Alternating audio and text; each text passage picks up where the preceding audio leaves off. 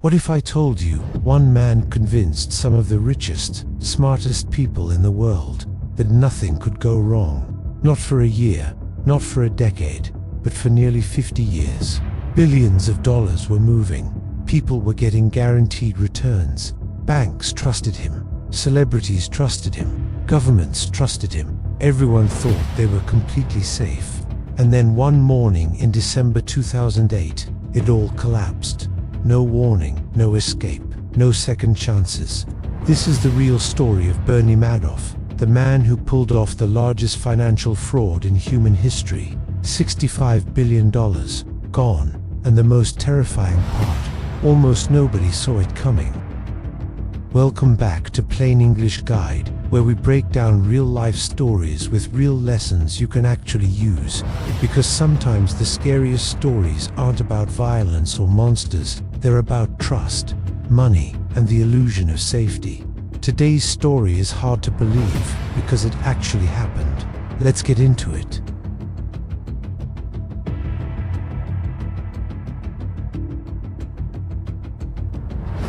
Bernie Madoff didn't look like a criminal, not even close. He was born in Queens, New York in 1938. He started his investment firm in 1960 with just $5,000 he saved from working as a lifeguard and installing sprinkler systems. By the 1980s, he was one of the most respected names on Wall Street. He helped build what eventually became the Nasdaq Stock Exchange. He served as its chairman. Regulators knew his name. Banks respected his name. Everyone wanted to be associated with his name. He had the suits, the offices, the connections, the reputation, and that reputation became his most powerful weapon. Because here is the first lesson: danger doesn't always look dangerous.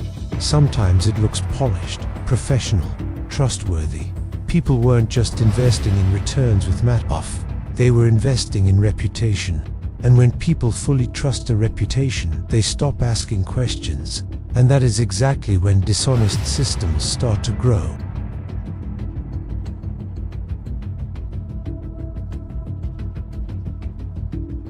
Here is what most people get wrong about fraud on this scale. They think it starts with one massive lie, one dramatic moment, but that is not how it works. Madoff's scheme started quietly in the early 1970s. He took money from new investors and used it to pay returns to existing investors. No actual investing, no real trades, just money moving in circles. He never promised crazy returns. That was his genius. While other fraudsters promised 50 or 100% gains, Madoff promised consistent, modest returns, around 10 to 12% annually. Boring, reliable, year after year after year.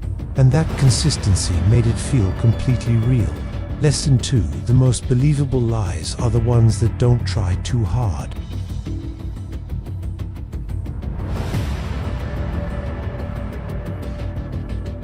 Now here is the part that truly shocks people. The people who lost money were not naive or uneducated.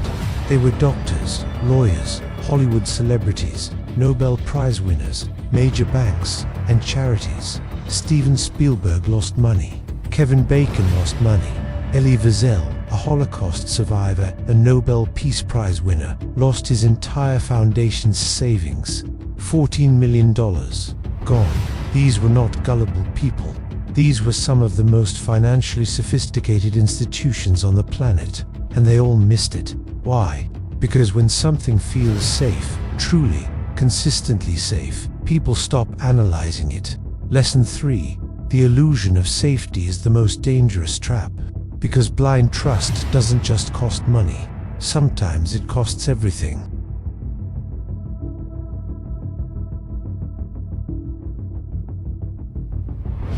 Here is what makes this story even more painful in hindsight. There were warnings, loud ones. A financial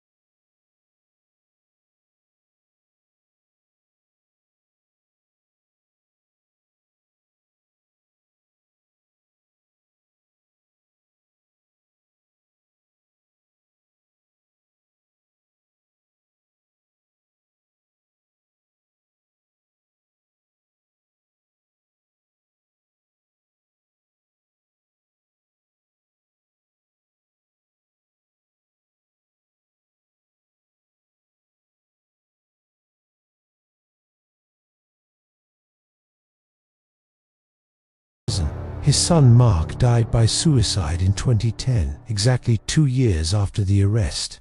His other son Andrew died of cancer in 2014. His wife Ruth lost almost everything.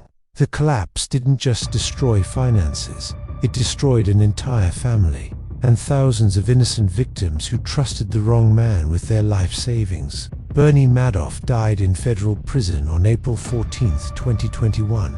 He was 82 years old. The lesson isn't just about investing. Question what feels too perfect. Pay attention to red flags even when it's uncomfortable. Never let trust replace your own judgment.